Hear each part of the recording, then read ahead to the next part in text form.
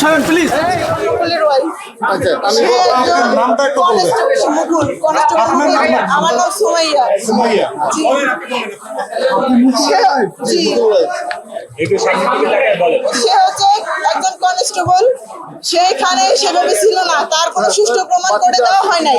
সে শুধু দেখা যাচ্ছে যে ওইখানে দাঁড়াই আছে, এটার ভিত্তিতে তারা এখানে আসামি করা হয়েছে এবং তারে মৃত্যুদণ্ড সহ যাবজ্জীবনের জেল দেওয়া হয়েছে। এটাই আমি আজ পর্যন্ত এরকম কোথাও দেখিনি যে দোষ না করলেও তারা দোষী বানায়। আজকে এই কোর্টে যেটা করলো এটা আমরা আজ পর্যন্ত এটা মানিয়ে নিতে পারলাম না, আর আমরা এটা কখনো মানবই না।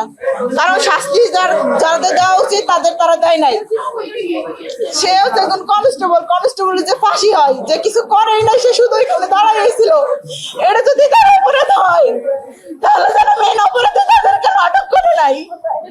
এখানে যে 7জন 8জন আসামি ধরা হয়েছে, এদের মনে করেন এমন সুন্দরভাবে সাজানো হয়েছে ঘটনাটা কেমন যেন এরাই করছে। এত পুলিশ ছিল, এত যারা করছে তাদের কিছুই বলে নাই, তাদের কিছুই করে নাই। আর যারা নির্দোষ মানুষ তাদের এইভাবে বসানো হয়েছে। একজন কনস্টেবল সে কখনো এগুলো করে নাই, সেগুলো ভিডিও ফুটেজে দেখা যাচ্ছে। তারপরেও তার এগুলো শাস্তিগুলো দেওয়া হইলো।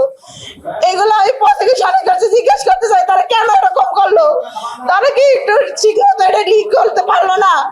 একটু তদন্ত করলে এটা বের হইতে পারতো যে তারা এগুলো করছে কি করে নাই। তারা এগুলো ঠিক মতো তদন্ত করলো না, না করে তাদের একজন কনস্টেবল মানুষের যে ফাঁসি দিল, এগুলো কি ঠিক করলো তারা?